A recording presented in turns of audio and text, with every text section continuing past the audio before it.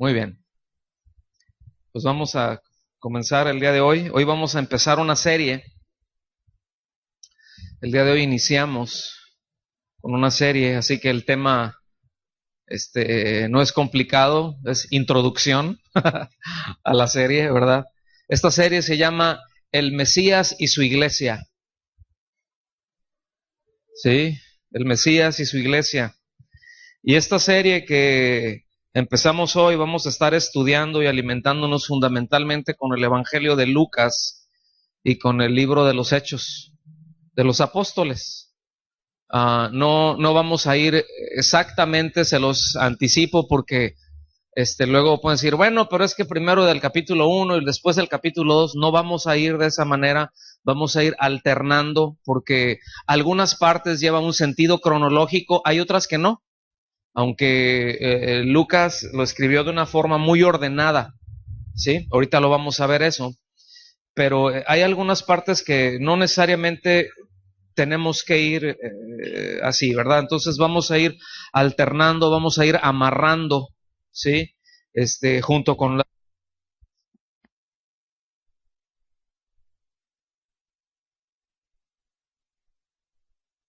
demás escrituras, todo lo que es pues la serie, ¿verdad? Estos dos. Yo creo que aquí el diablo se metió, ¿verdad? Y se acabó la pila de uno pero ya no va a pasar, ¿verdad? Bueno, los dos libros, porque no son cartas, ni uno, ni el Evangelio de Lucas, ni el libro de los Apóstoles, ambos libros pues fueron escritos por el mismo autor, ¿verdad? Y ambos libros tratan esencialmente, fíjense, el mismo tema. No sé si me pudieras dar aquí sí un poquito más de monitor, por favor, porque siento que estoy levantando mucho la voz y no ando muy bien, que digamos.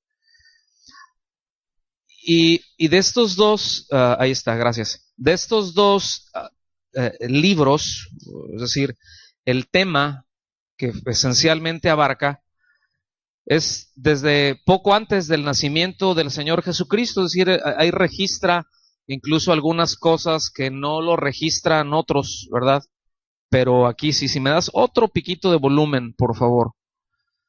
Entonces, abarca desde ahí más o menos hasta aproximadamente unos 35 años después de la operación de la iglesia, es decir, eh, está hablando estos dos libros, ¿sí? Son estos dos tomos, pudiéramos decir que eh, es un solo volumen, debiera de ser, aunque fue en dos, pero abarca aproximadamente un lapso de 70 años. Esto no quiere decir que Lucas estuvo por 70 años ahí escribiendo, sino es el tema, el contexto histórico que él abarca, aunque trae a referencia algunas otras cosas y muchas profecías, lo amarra muy bien con todo el Antiguo Testamento, aunque no menciona tanto como Mateo, por ejemplo.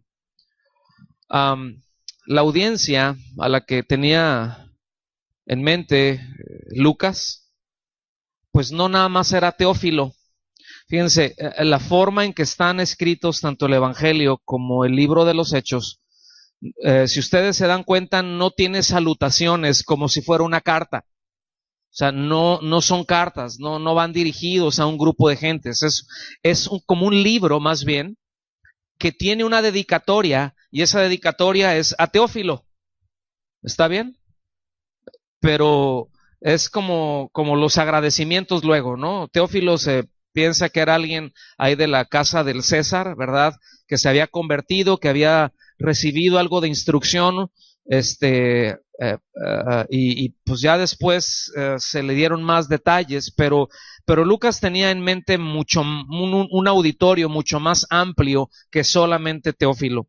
Entonces, sí vale la pena mencionar también que Lucas es el único autor en las escrituras que no es judío. Él era griego, ¿sí? Médico, según dice por ahí Pablo, ¿verdad? Lucas, el médico amado, ¿sí? Y los historiadores piensan que Lucas era un hombre originario de Antioquía, que es ahí en donde, pues, desde donde empezó a moverse y donde se empezó a notar más, ¿no? Su conexión, pues, con el apóstol Pablo, con Bernabé, pero sobre todo con el apóstol Pablo, y pues fue compañero de viaje de él. Entonces, eso valía la pena mencionar para que tengamos nada más en cuenta más acerca de todo el contexto, ¿no? De lo que vamos a estar viendo. Porque el Evangelio de Lucas, por ejemplo, nos provee de muchos más detalles que no se dan en otros evangelios. Habla muchísimas cosas que no tocan en los otros evangelios, ¿sí? Al tener un auditorio en mente más amplio, fue muy minucioso, fue muy laborioso la recopilación de todo este material, ¿verdad? Y lo que él hace, fíjense, esto es de llamar la atención y por eso se me hace una parte de la escritura muy interesante para que le dediquemos, pues no sé cuántos temas, pero van a ser muchos, créanme, ¿sí? Porque Lucas esencialmente resalta la compasión del Señor Jesucristo por aquellos que eran considerados por la sociedad de Israel como débiles, como desechados también. Fíjense. O sea, por los más débiles es donde hay un enfoque mayor de Lucas. O sea, como que llama la atención de la compasión que el Señor tenía por aquellos que la sociedad desechaba. Y habla mucho acerca de las mujeres, habla mucho acerca de los niños, ¿sí?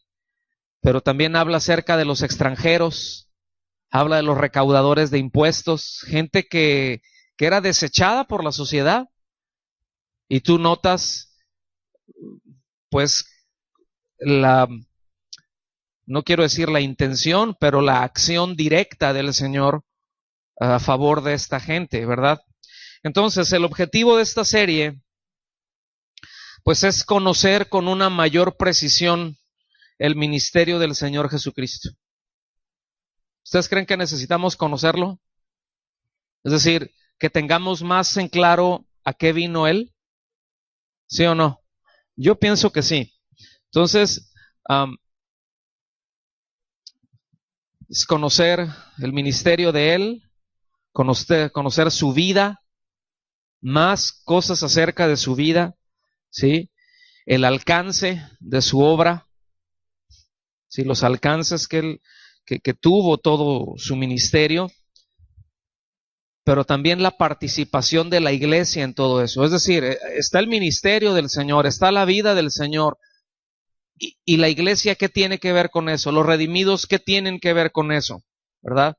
Entonces, todo eso es lo que vamos a estar viendo. O sea, cómo los redimidos participan, ¿verdad? O sea, su iglesia, cómo participa en esa obra bajo la guianza del Espíritu Santo. Porque esa es la otra parte que vamos a ver con el libro de los Hechos. Antes no se llamaba así.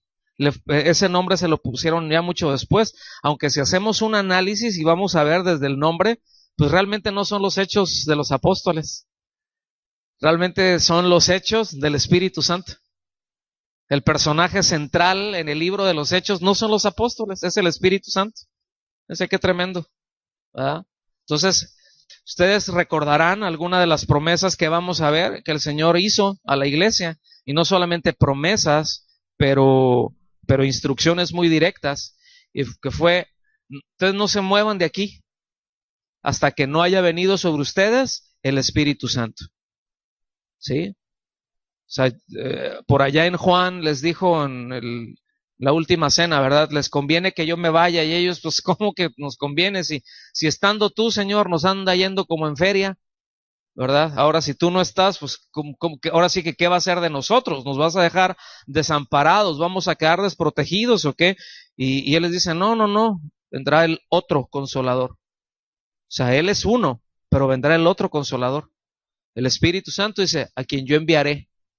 Por esto esta se la estoy adelantando, porque estas son preguntas de examen, ¿eh? Fíjense, esa es la evidencia de que el Señor Jesucristo fue recibido en gloria es precisamente que el Espíritu Santo vino. Que Él no vino hasta que Él no lo envió. ¿Está bien? Y eso es algo muy, muy importante a tener ahí siempre a la vista. Déjenme leerles, vayan por favor a Lucas capítulo 1. Vamos a ver el día de hoy el versículo 1 al versículo 4. Cuando llegue a Lucas 1 me avisa, ¿sí?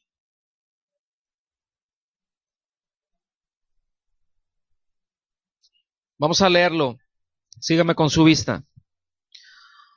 Puesto que ya muchos han tratado, fíjese bien, de poner en orden la historia de las cosas que entre nosotros han sido ciertísimas, tal como nos lo enseñaron los que desde el principio lo vieron con sus ojos y fueron ministros de la palabra. Me ha parecido también a mí, después de haber investigado con diligencia todas las cosas desde su origen, escribírtelas por orden, oh excelentísimo Teófilo, para que conozcas bien la verdad de las cosas en las cuales has sido instruido. Entonces vamos allá al versículo 1. Dice, puesto que ya muchos han tratado de poner en orden la historia. ¿Qué trataron de hacer muchos? O sea, ¿en qué trabajaron? En ordenar la historia, en poner en orden la historia. ¿Pero la historia de qué? Dice, de las cosas que entre nosotros han sido ciertísimas. Yo le voy a decir algo, poner en orden la historia no es tarea fácil. Y que el hecho de que nosotros podamos tener en orden la historia no es tarea fácil, pero es necesario. Yo me quiero adelantar a esto y quiero decir que es indispensable por los tiempos. Es muy importante que conozcamos la historia. O sea, de repente como que nos perdemos. Hay una hebra ahí, ¿verdad? En las escrituras que viene desde un inicio, que llega hasta el final. Y de repente la iglesia como que suele perderse, ¿verdad? Al ratito ya no sabe si que si Abraham los sacó de Egipto y que si Moisés los llevó para acá, ¿verdad? Y que si el otro, y luego ya no le dicen, ya están acá con la primera de Sansón, ¿verdad? Y cosas así, porque no hay un entendimiento claro del orden en la historia. Y es muy importante tener en cuenta eso. Es básico. O sea, hay una línea histórica, hay una línea de tiempo que viene ahí, que es importante tenerlo. Y algo de eso hace Lucas en tanto al ministerio del Señor Jesucristo y de la operación de la iglesia, que es en donde nos vamos a concentrar. Entonces, ahora sí que de extra, pues ahí les va, ¿verdad? Qué importante es, aunque ya se los he dicho esto en otras ocasiones, pero es muy importante que nosotros podamos ubicar, por ejemplo, de los libros de los profetas, en qué tiempo estaban ellos, dónde encajan ahí cuando vemos Primera, Segunda de Reyes, cuando vemos Crónicas, ahí está todo. O sea, nosotros eso nos podemos dar cuenta de toda esa línea, ¿sí? Y es muy importante ubicarla porque luego estamos leyendo una cosa y luego al ratito estamos leyendo en otro lado y como que si no tenemos en cuenta el orden de la historia, pues no vamos a entender a cabalidad, ¿sí? De lo que se está hablando, de lo que se está refiriendo. Entonces, repito, poner en orden la historia no es tarea fácil, pero es necesaria, ¿sí? Es una tarea necesaria para un sano crecimiento en nuestra fe. Entonces, fíjense, por el otro lado, aquí Lucas está reconociendo el trabajo de otras personas que lo antecedieron, ¿sí? Y está reconociendo que la labor que ellos hicieron, fue muy cierta, que ya habían escrito, que ya habían empezado a surgir, y a enseñar con orden, que ya habían empezado a enseñar, ¿verdad? Cosas muy ciertas, pero dice, las estoy tratando, qué bueno, en otras palabras, o sea, qué bueno que lo han hecho, y reconozco que es cierto todo eso, pero quiero ponértela por orden. Y ahorita van a ver por qué.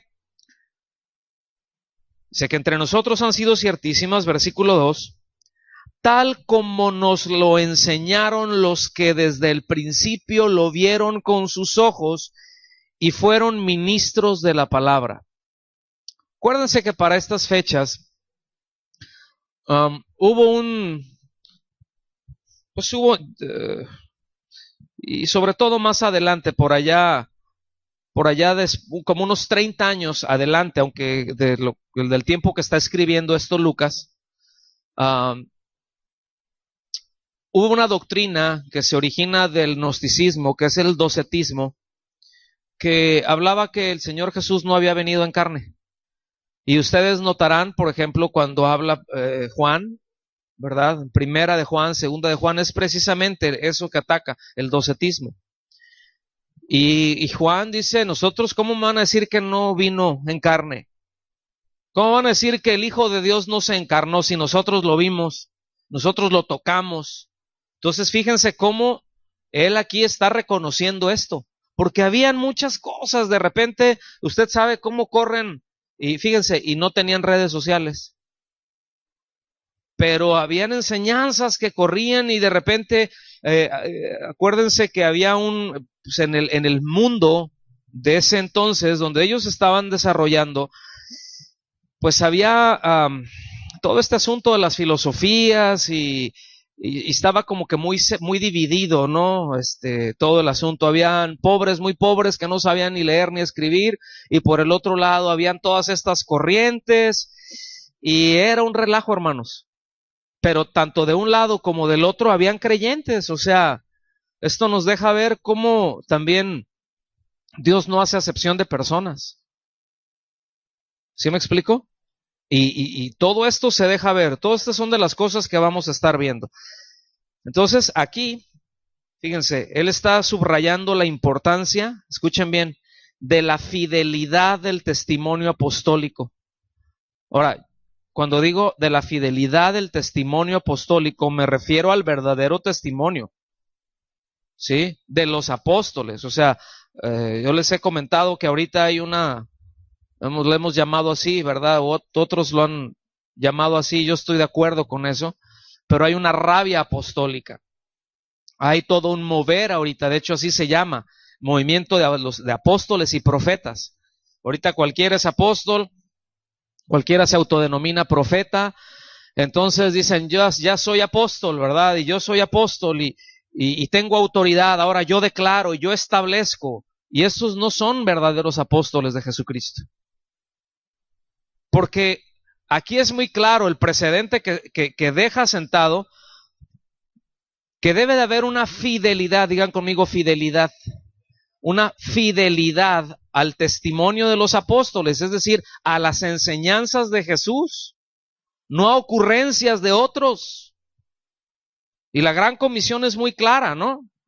Mateo, se los leo rápido, en Mateo 28, del 19 y 20, dicen, por tanto, id y haced discípulos a todas las naciones, bautizándolos en el nombre del Padre y del Hijo y del Espíritu Santo. Versículo 20, enseñándoles que guarden todas las cosas que a ustedes se les ocurran. Lo que les voy a revelar, ¿verdad que no? Dice, enseñándoles que guarden todas las cosas que os he mandado. ¿En qué tiempo está? Está diciendo, ustedes enséñenle, ¿qué cosa? Lo que yo les he mandado, es decir, el mandamiento a esas alturas que él da la gran comisión ya había sido dado. O sea, ya no hay añadiduras. Fueron desarrollando, fueron escribiendo todo hasta que se completó todo el Nuevo Testamento, pero no hay correcciones, hermanos. O sea, ninguna de las enseñanzas apostólicas es alguna, ¿cómo se le llama? Pues una añadidura, una corrección. Nada de eso es un parche a ninguna de las enseñanzas del Señor Jesucristo. Simplemente las fueron desempaquetando a lo largo del tiempo. Pero ahí estaban ya habían sido dadas. No eran nuevas enseñanzas que traían, no eran cosas que el Señor no les hubiera dicho lo que escribieron y lo que enseñaron. ¿Sí? O sea, hay cosas muy esenciales, ciertamente. Luego quedan algunas, podemos decir, algunos puntos ciegos, ¿no? Hay algunos puntos grises que quedan a cuestiones de criterios, pero en todo lo que tiene que ver cuestiones esenciales, está clarísimo. Está clarísimo. Entonces, dice, que guarden todas las cosas que los he mandado, y aquí yo estoy con vosotros todos los días. Esto, mis amados, nos debe de tener muy en línea, ¿sí? El hecho de saber que Él está con nosotros todos los días hasta el fin del mundo. Es decir, hasta que todo esto se acabe, Él estará con nosotros, ¿sí? ¿Y qué creen que hará cuando alguien, por ejemplo, si Él está con nosotros y nosotros empezamos a enseñar cosas que Él no enseñó, cosas que Él no dijo, cosas que Él no estableció, y que a lo largo de la iglesia, a lo largo de los años, en la iglesia se han establecido como cosas ciertas? Y de repente alguien se levanta por ahí y levanta la voz y dice, oye, espérame tantito, eso no es lo que enseña la Escritura.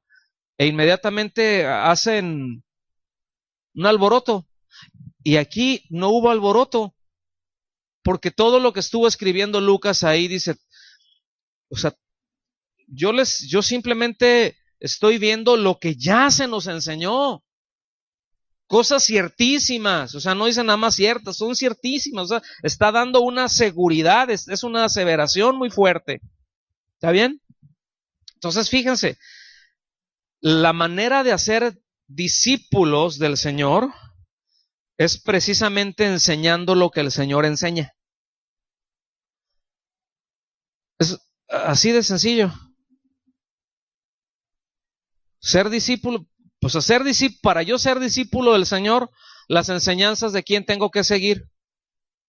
Las enseñanzas del Señor.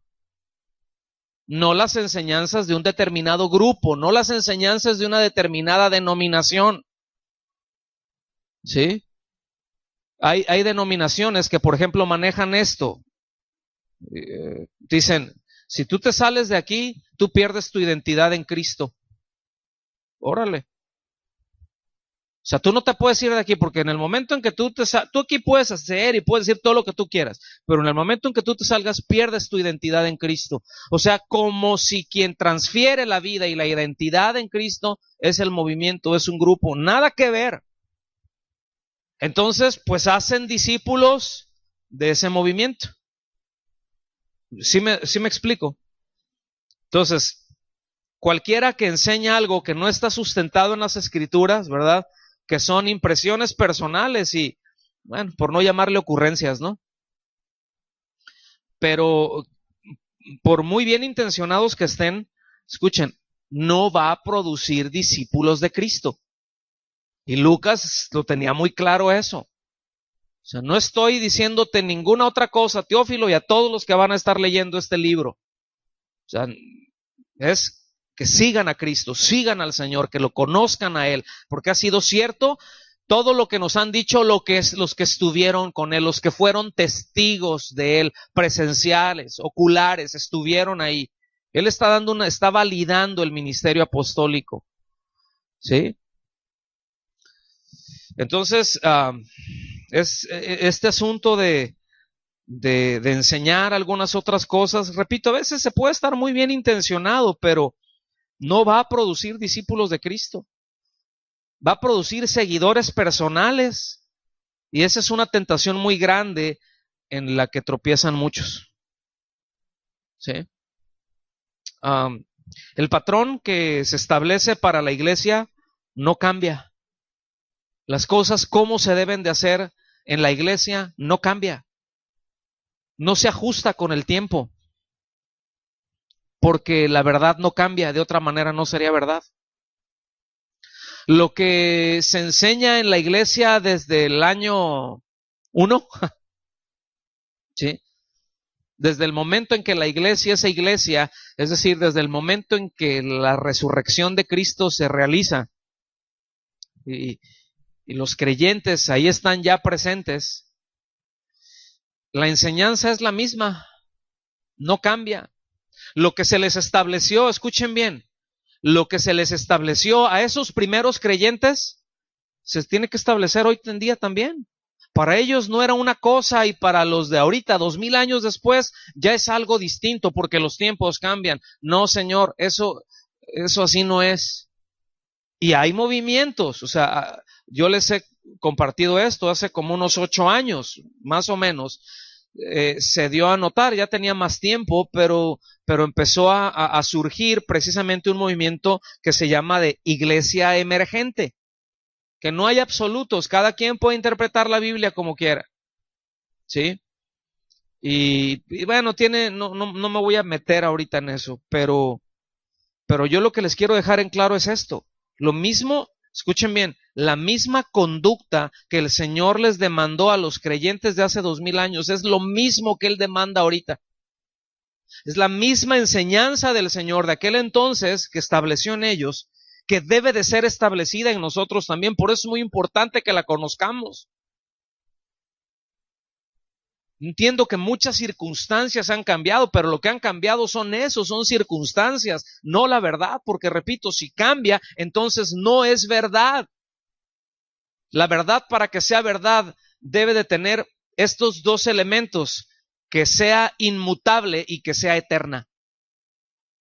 Inmutable y eterna. Si no tiene, es decir, si no tiene alguno de estos dos, ya no es verdad. No es la verdad de Dios, porque Dios es inmutable y eterno. ¿Sí? Y yo entiendo que también luego salen y dicen, no, lo que pasa es que la verdad no es una doctrina, la verdad es una persona, Cristo. Y yo digo amén a eso, yo soy el camino y la verdad y la vida, pero escuchen bien, Él es el verbo hecho carne. Y Él se manifiesta a la iglesia por medio de su palabra. ¿Estamos? Porque luego en ese sentido se pierden, oye, sí es el Señor, sí, ¿y cómo vas a tener acceso al Señor si no es por la verdad de su palabra? Pues entonces ya cada quien dice Jesús y pues yo me acerco y hago lo que quiera, como quiera, ¿verdad? O a lo que el que está ahí al frente me dice cómo debe de ser. Pero el asunto no es así. El asunto es qué es lo que el Señor dice. Y ahorita, gracias a Dios, todos tenemos Biblias. Y yo sé por testimonio de algunos de los que están aquí y otros que no están, pero también yo me maravillo cuando veo cómo Dios guarda a los suyos. Y cómo Dios te va convenciendo cuando abres la palabra, cuando abres su palabra y te acercas a ella y empieza a tratar contigo y hace lo que nadie puede hacer, lo que ninguna filosofía puede hacer, lo que ningún líder o ministro, por muy ungido que esté, pueda hacer. Porque la palabra de Dios es verdad, no cambia, es eterna y no tiene errores. No tiene que ser mejorada. ¿Estamos? Ese es otro asunto. Entonces, el patrón, repito, que se establece para la operación de la iglesia, la enseñanza y la forma de operar es la misma, en esencia. En Hechos 2:42, fíjense lo que dice. Y perseveraban en la doctrina de los apóstoles. Subraya eso. Y perseveraban en la doctrina de los apóstoles. En otra cosa perseveraban, en la comunión unos con otros. ¿Sí? O sea, perseveraban en la doctrina de los apóstoles, perseveraban en la comunión unos con otros. En el partimiento del pan, o sea, perseveraban en el partimiento del pan, es decir, comer juntos. ¿Sí? No como un programa eclesiástico. Eso era como parte de la vida. Comer juntos debe de ser lo más normal para nosotros. ¿Sí? Se entiende que luego por las actividades que tenemos, luego no coincidimos, pero pero sentarnos a partir el pan, ahora sí que compartir el pan y la sal, ¿a poco no es una bendición? Cuando tienes oportunidad de hacerlo, a veces pues nos podemos juntar varios, ¿verdad? A veces no, a veces te encuentras con uno y te vas a echar un desayunito por ahí, te vas a comer por ahí, ¿sí? Andas ahí ahora sí que en la vida, ¿verdad? Y andas trabajando y pues el hambre, pues unos tacos de estos, pues órale va, ¿no?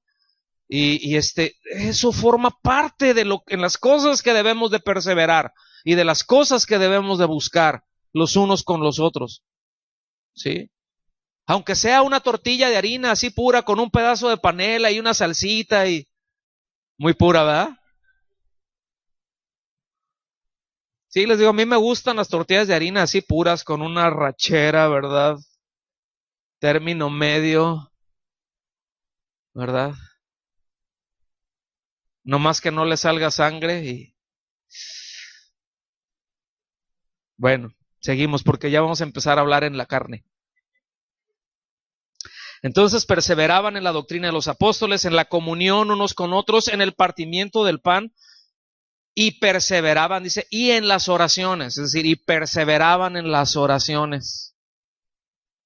¿Sí? Es algo muy importante esto, orar juntos, que podamos apartar estos tiempos como el día de hoy para terminando la enseñanza, tener tiempos para orar. Cuando vamos a empezar la reunión, orar unos por otros, orar, ¿sí? Hay una canción que canta Chuy García, luego la vamos a meter aquí, pero dice, porque todo lo que hacemos en la vida es más fácil que orar, ¿sí? Y luego ya el coro dice, oremos, ¿sí? Hasta ver que Dios responda, oremos. Pero sí es cierto, a veces es más fácil una actividad que orar. De hecho, orar no es el tema, pero orar es un trabajo sobrenatural. Es algo que va íntimamente ligado en la nueva naturaleza, ¿sí? Entonces, avanzamos. La doctrina de los apóstoles es lo mismo que decir la doctrina que Cristo le ha dado a los apóstoles. O sea, la doctrina de los apóstoles no son enseñanzas que ellos desarrollaron. Son las cosas que el Señor les enseñó a ellos y que simplemente ellos están cumpliendo ¿con qué? Pues con la encomienda de transmitir esas enseñanzas. ¿Sí? ¿Se acuerdan esto? Vamos a verlo más adelante, pero allá en Hechos 20, Pablo les dice a la iglesia de Éfeso, a los líderes, ya cuando se está despidiendo, dice, yo no he negado, no me he negado a enseñarles todo el consejo de Dios. Habrá algunas cosas que las recibieron con gozo, otras no tanto, pero no he rehuido, de hecho, dice, no he rehusado a instruirles, a enseñarles, a hablarles todo el consejo de Dios. Entonces, yo aquí hago una nota aclaratoria, ¿verdad? Porque a lo largo de la historia se han filtrado un sinnúmero de enseñanzas a la iglesia que no se originaron en Cristo. Desde un principio. Y cuando empieza todo el asunto del docetismo y se empezaron a colar, algunas cosas quedaron por ahí en los primeros años, ¿eh? Es decir, los primeros años, escuchen bien, fue un tiempo de una lucha férrea por conservar la sana doctrina y de repente como que ya nos aflojamos. ¿Sí? Pero eso es algo que debemos de tener muy claro. Entonces hay cosas, repito, que no se originaron en Cristo y que se enseñan. Ahora se las pongo fácil de detectar. Si la doctrina es nueva, no es bíblica. Es decir, si esa doctrina viene después de que se cerró el canon, es decir, del Apocalipsis, si viene después de eso, en otras palabras, si hay alguna doctrina que surgió después del año 100, no es bíblica, no es para la iglesia. Hubieron algunas cosas, hubieron algunas prácticas que en la iglesia se hacían, ¿sí? Y que se asumieron como eso, como prácticas, pero no para establecerse como doctrinas. Ustedes se acuerdan que yo les mencioné algo, por ejemplo, de un documento que se llama la Didache, ¿sí? La Didache es eso, todavía no estaba el Nuevo Testamento y las iglesias pues la palabra se estaba predicando y Dios estaba haciendo crecer la iglesia, ¿verdad? Y ciertamente se les enseñaban la doctrina, la sana doctrina, pero después en la operación de la iglesia tuvieron que establecer algunas cosas por cuestiones de orden. Les voy a mencionar una así muy rápida, por ejemplo, porque de repente, por ejemplo, habían creyentes que estaban en Israel, ¿cierto? Y tenían una idiosincrasia. Y habían creyentes que eran gentiles, que tenían otra manera de pensar y debían de estar en comunión. Y muy probablemente los de un lado decían, pues nosotros lo hacemos así, pues nosotros lo hacemos asado. Pero empezaron a establecer como una especie de orden. Escuchen bien, que no es absoluto, que lo hicieron por una cuestión de orden. Les voy a poner un ejemplo. El asunto de cómo detectar un falso maestro, porque eran ministerios itinerantes. Entonces decían, mira, cuando llegue alguno, así como que pregúntale qué es lo que va a enseñar. Ajá.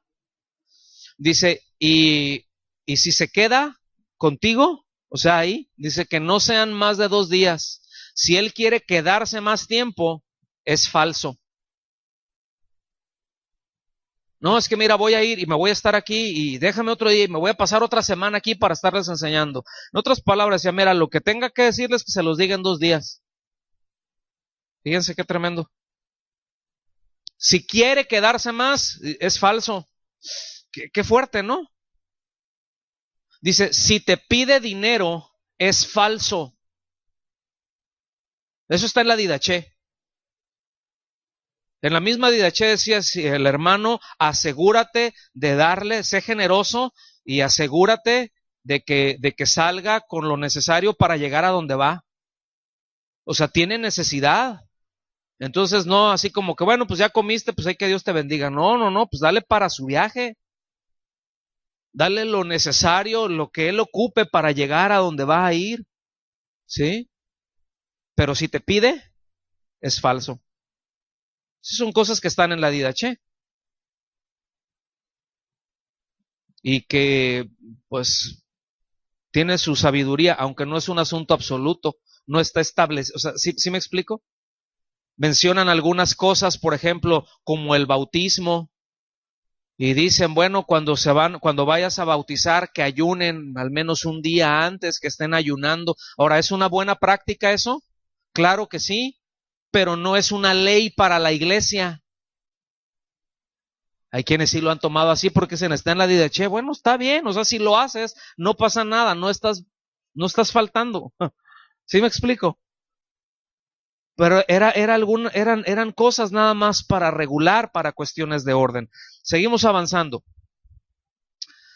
Hay doctrinas que no son apostólicas y que no se originaron, ¿verdad?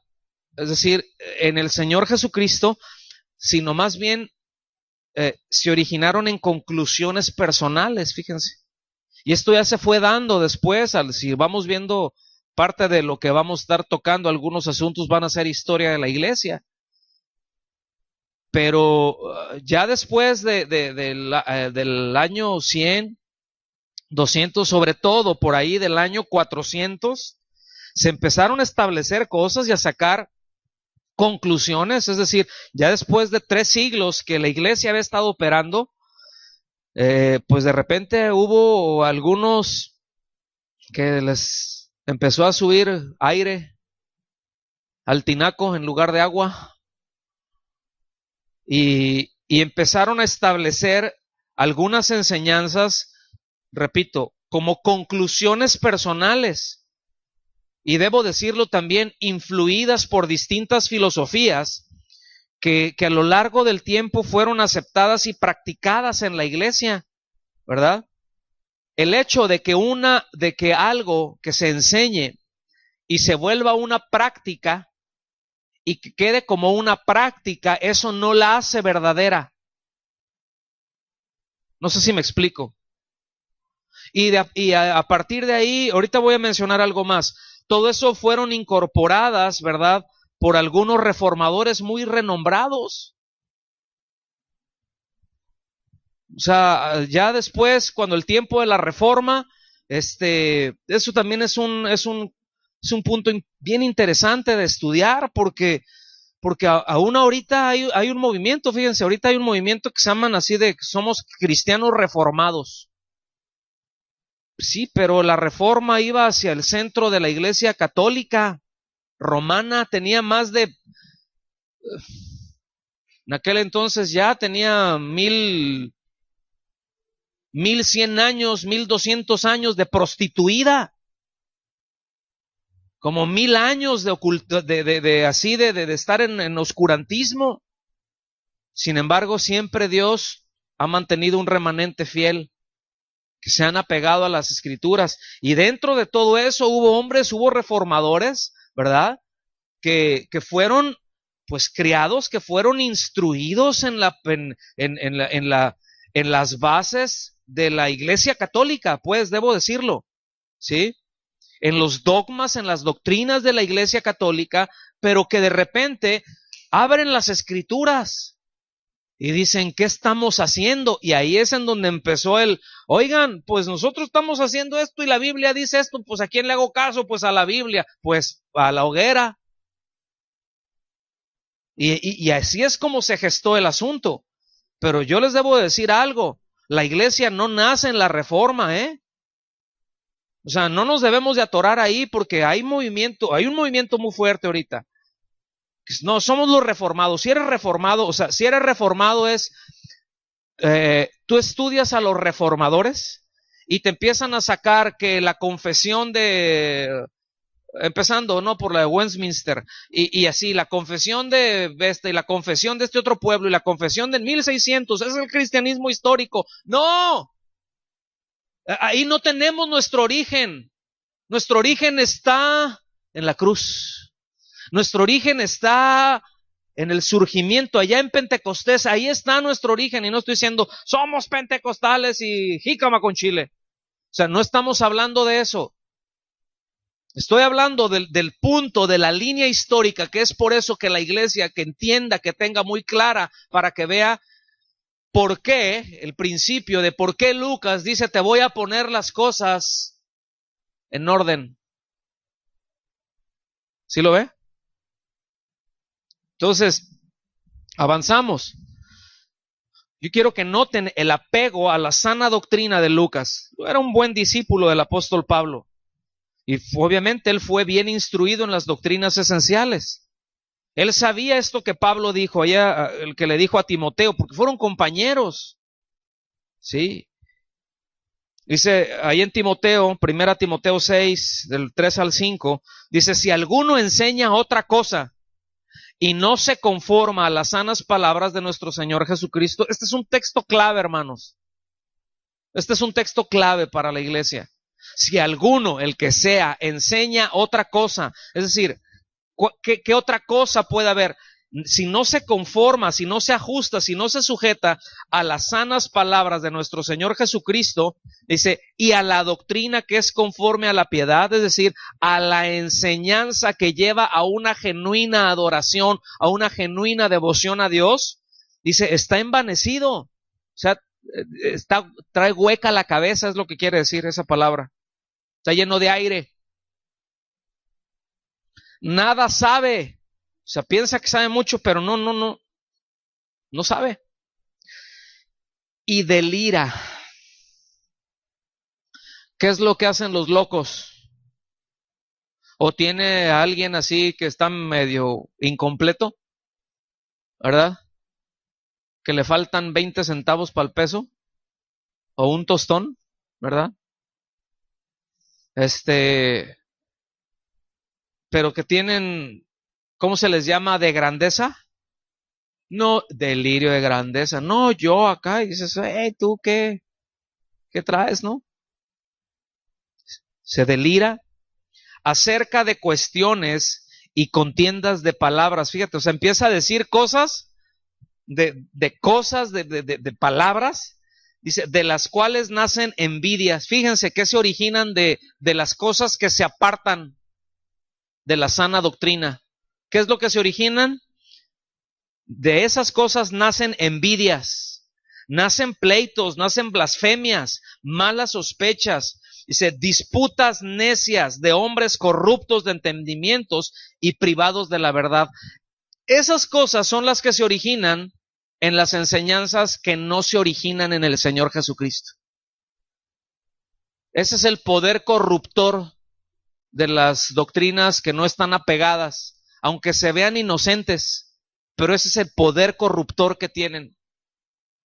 Y dice, de hombres corruptos de entendimiento y privados de la verdad. O sea, que es privado de la verdad, que no tiene verdad, que podrá tener alguna salpicada por ahí, pero que no tiene verdad.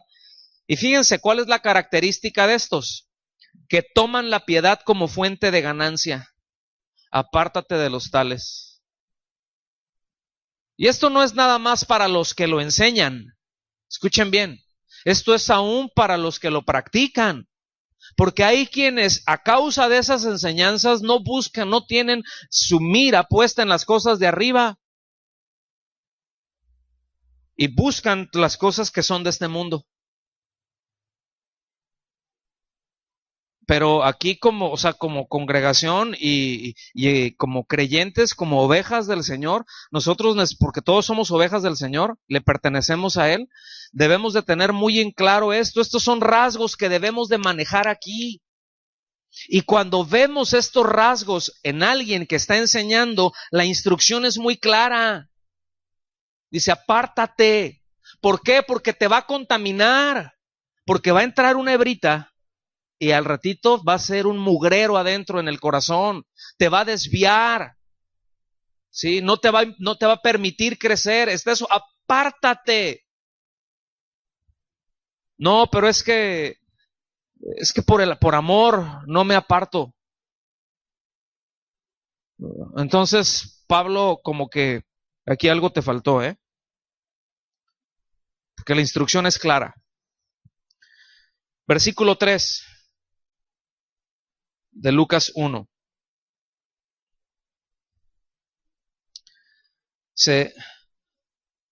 Después, dice, me ha parecido también a mí, fíjense, me ha parecido, aquí es mi forma de pensar, o sea, he considerado, me ha parecido también a mí, después de haber investigado con diligencia todas las cosas desde su origen, escribírtela por orden, oh excelentísimo Teófilo. Fíjense, qué tremendo, ¿no? O sea, si me regreso al versículo 2, dice, bueno, he estado viendo las cosas, dice, los que nos enseñaron, los que desde el principio lo vieron, o sea, con sus ojos que fueron testigos, ¿verdad?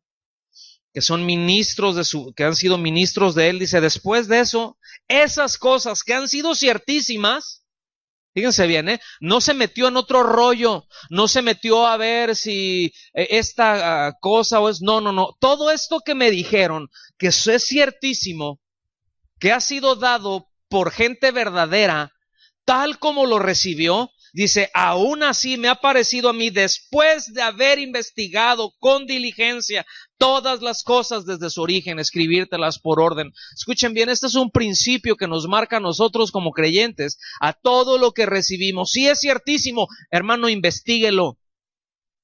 Eso nos va a guardar.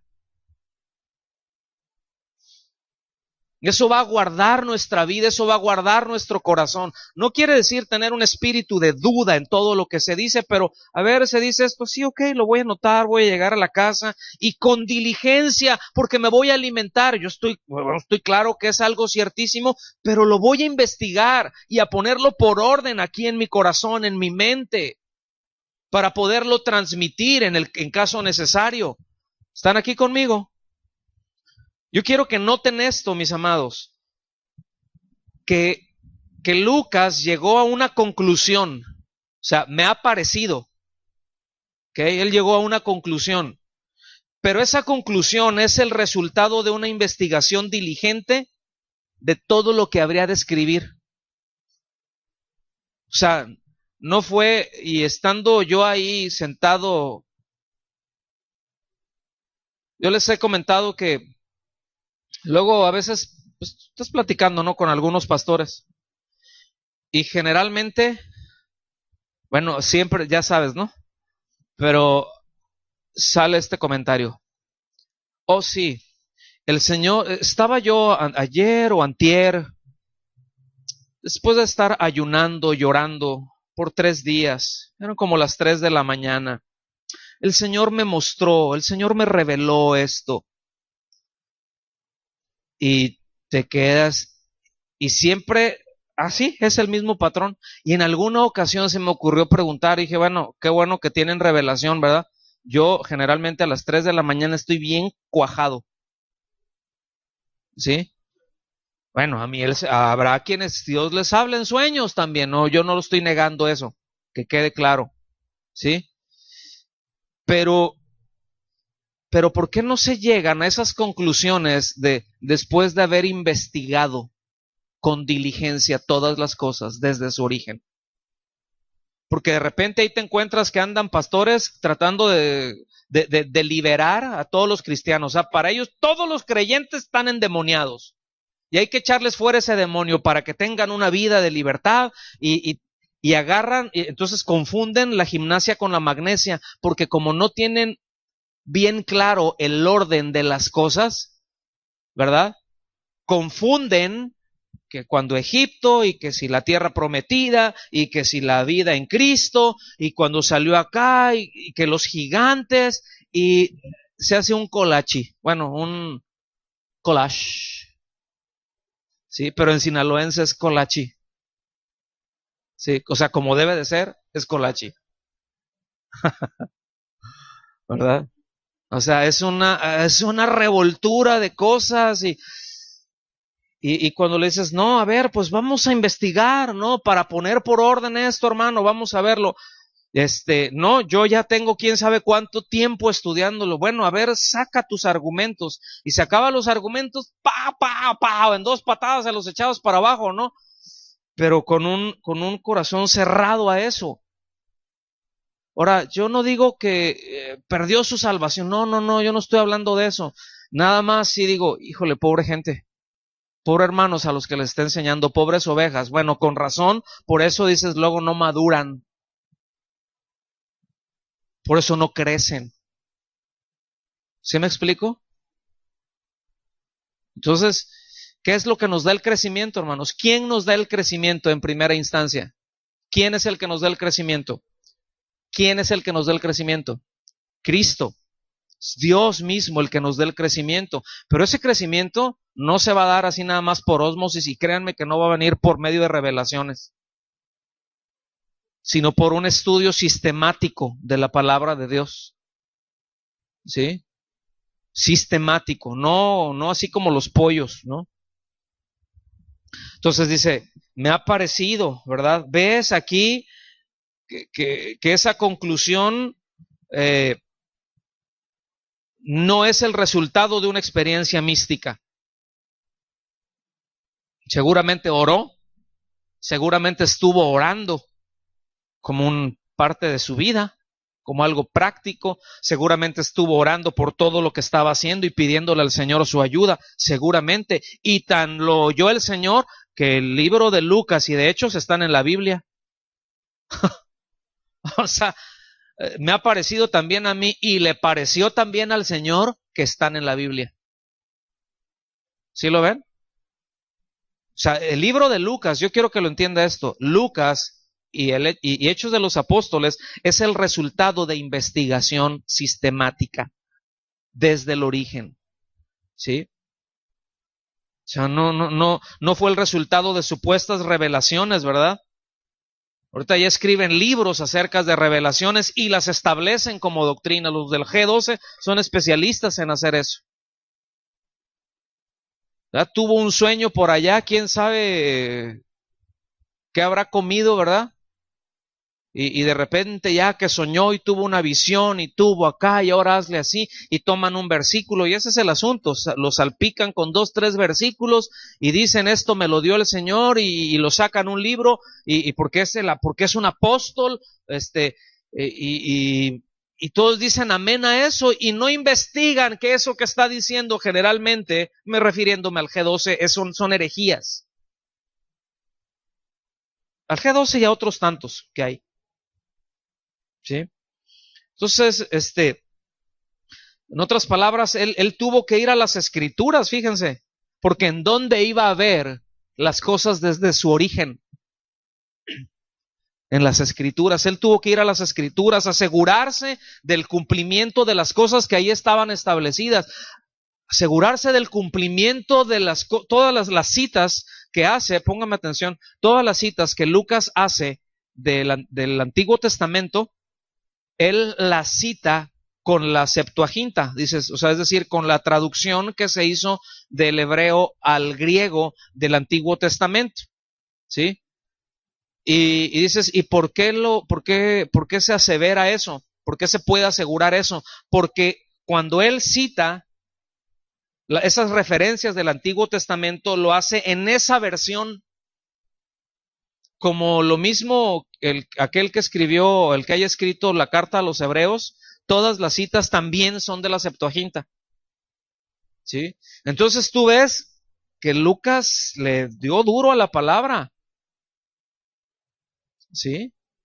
Desde la anunciación, desde allá se va. Desde el orden de los sacerdotes, desde ahí lo trae. ¿Sí? La encarnación, las profecías que habían alrededor de eso, ¿en dónde están todas esas cosas? Ese es el origen a la palabra.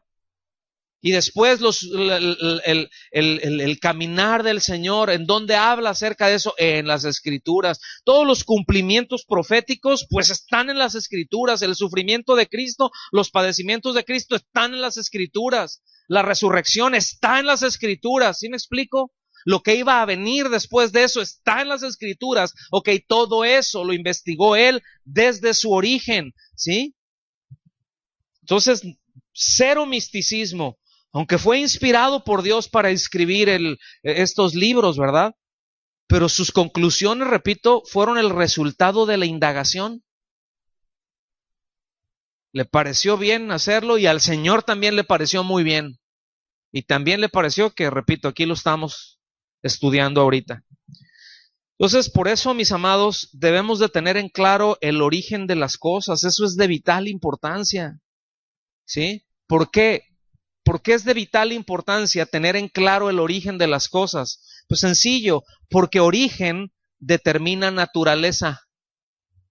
Lo que es nacido del espíritu, lo que es nacido de la carne, es decir, lo que se origina en la carne, ¿qué es? Entonces determina naturaleza, determina origen y determina destino. Lo que es nacido de la carne, entonces, ¿cuál es su origen? Lo que es nacido de la carne, ¿cuál es su origen? Carne. ¿Y cuál es su destino? Va a perecer, porque toda la creación será destruida. Y lo que es nacido del espíritu, dice, espíritu es. Entonces, lo que nace del espíritu, ¿qué origen tiene? Es divino. ¿Cuál es su destino? El cielo, eternidad. Entonces, por eso es importante entender origen. Porque, repito, origen determina naturaleza, determina propósito, determina destino. ¿Ven por qué él estaba tan interesado en poner todas las cosas en orden? Estudiarlas desde su origen y ponerlas en orden para que lo entendiera bien. Es importante esto. Vamos entrando ya al final. Versículo 4. Aquí pone la razón del por qué le dice todo lo anterior.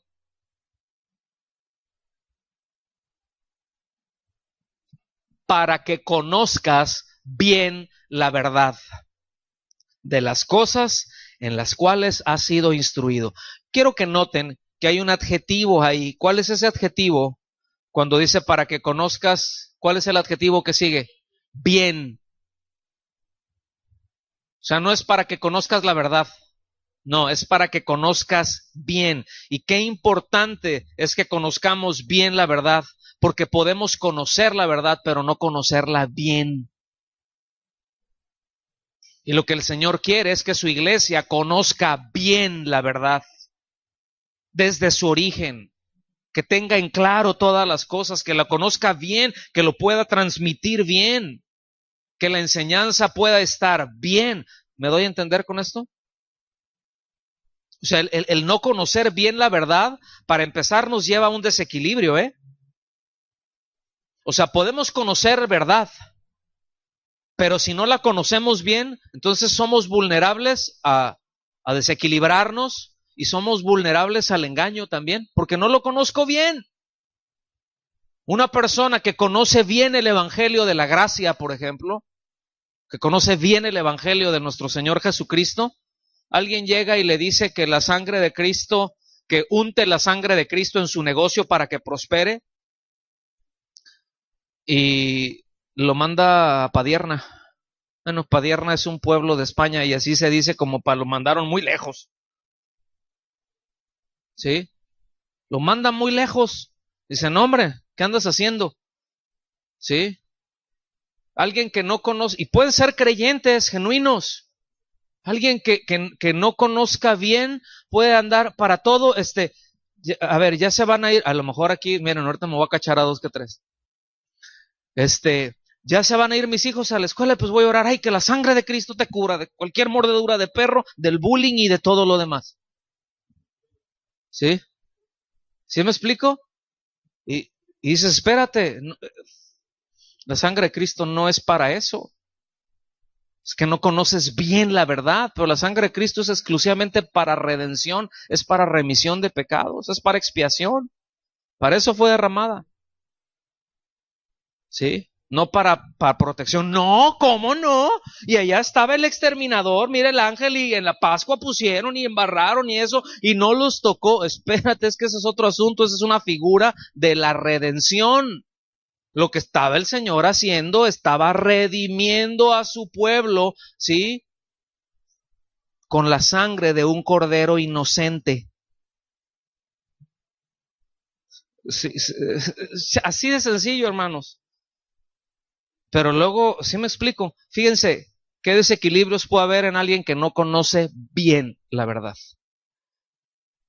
Llega alguien con alguna doctrina rara por ahí y ¡zas! Porque no conoce bien la verdad. Conoce de la verdad. Sí, Cristo vino, murió por nosotros. Aleluya, gloria a Dios. Amén. Necesitamos conocer bien la verdad. ¿Sí? Y eso no se da por ósmosis. Conocer bien la verdad no se va a dar que estás acá y de repente, ¡pum!, ya te actualizaron el software, ¿verdad? Y ya lo tienes toda bien la verdad. No, se requiere un esfuerzo, se requiere aplicarse, se requiere diligencia, fue lo que él hizo, investigado diligentemente, lo he hecho con diligencia, con solicitud, o sea, he sido constante. No ahorita sí, mañana no, y después lo más seguro es que quién sabe. O sea, he sido constante. Entonces, qué bueno que tengamos buenos maestros que nos instruyen en todo el consejo de Dios, pero tengamos en claro, mis amados, que el sello de garantía, la certeza, la veracidad de lo que se ha oído, sea siempre la palabra de Dios. No los dogmas establecidos por alguno o por algunos. Y todos podemos tener esa tendencia, ¿eh? O sea, luego a veces, pero ustedes, ¿y cómo le hacen aquí? Pues nosotros lo hacemos así porque así, pues así es aquí, ¿verdad? Si ahí te encargo, por ejemplo, ahorita predicar así con traje y corbata, ¿no? O que salgas ahí, o sea, como que, no, pero es que, por un lado luego te dicen, no, es que es que la corbata es lo de Dios. Y otros te dicen que la corbata es del hombre mundano.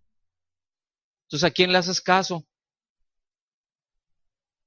Esos son ejemplos, ¿verdad?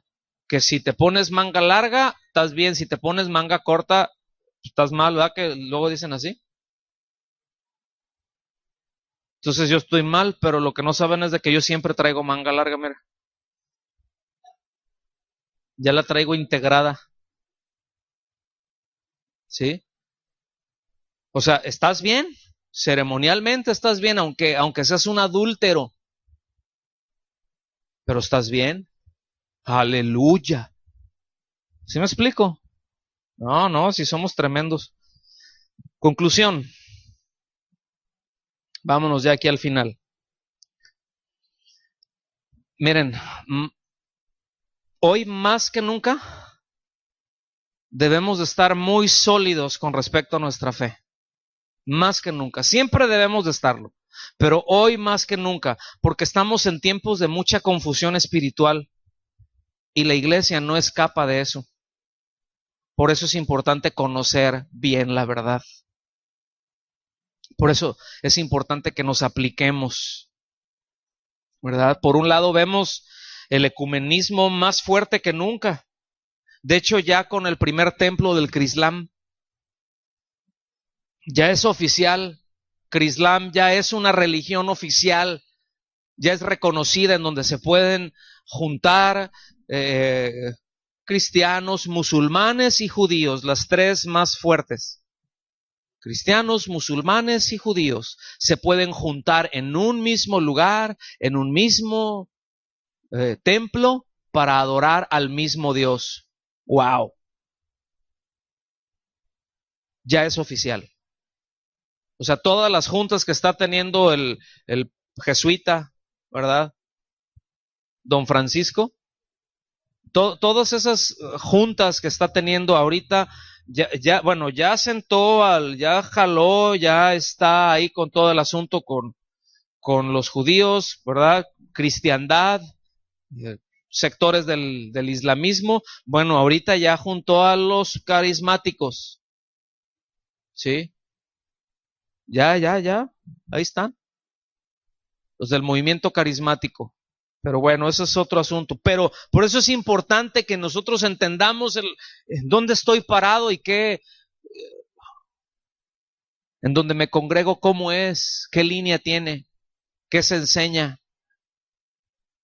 Son cosas que necesitamos tener muy claras. Sí, vemos una avalancha de doctrinas orientales impresionante que incluso arrastran, ¿no? Han arrastrado a varios cristianos, al menos nominales se decían ser, ¿verdad? Que tienen un discernimiento del tamaño de una pulga, ¿verdad? Y un entendimiento y un conocimiento de la sana doctrina de la pulga de una pulga. Y ahí están con yoga cristiano y hacen libros y tienen yoga cristiano, o sea, ay, Dios mío. Entre otras cosas, ¿verdad? Prácticas como el kundalini, que también es de allá, que tus chakras y tus, no sé, lacras serán, ¿sí? Y todo eso practicándose y se acepta, cero discernimiento. Levantas la voz contra eso, intolerante. Bueno, entonces es indispensable que, repito, que como creyentes seamos enseñados, seamos instruidos en la palabra de Dios y mis amados, les tengo que decir que eso va a requerir un mayor esfuerzo y un mayor compromiso de nuestra parte. Sí requiere un mayor esfuerzo, ¿sí? O sea, es no solamente el hecho de venir, y qué bueno que ustedes lo hacen y que el grupo es nutrido, pero no es con lo que toman aquí nada más, es llegando a casa, ya desempaquetar, ahí ver, meditar, estar escuchando, ¿sí?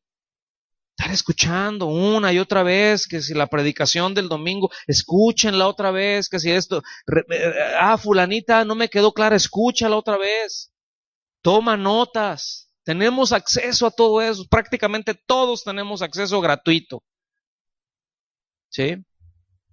Está la página, está ahí en SoundCloud que los puede bajar sin ningún problema, ¿verdad? Escucharlo en línea, o sea, es impresionante, o sea, ya digo, saquémosle provecho a la tecnología, mis amados, ¿verdad? Ahorita el que no lo hace es realmente porque no quiere hacerlo.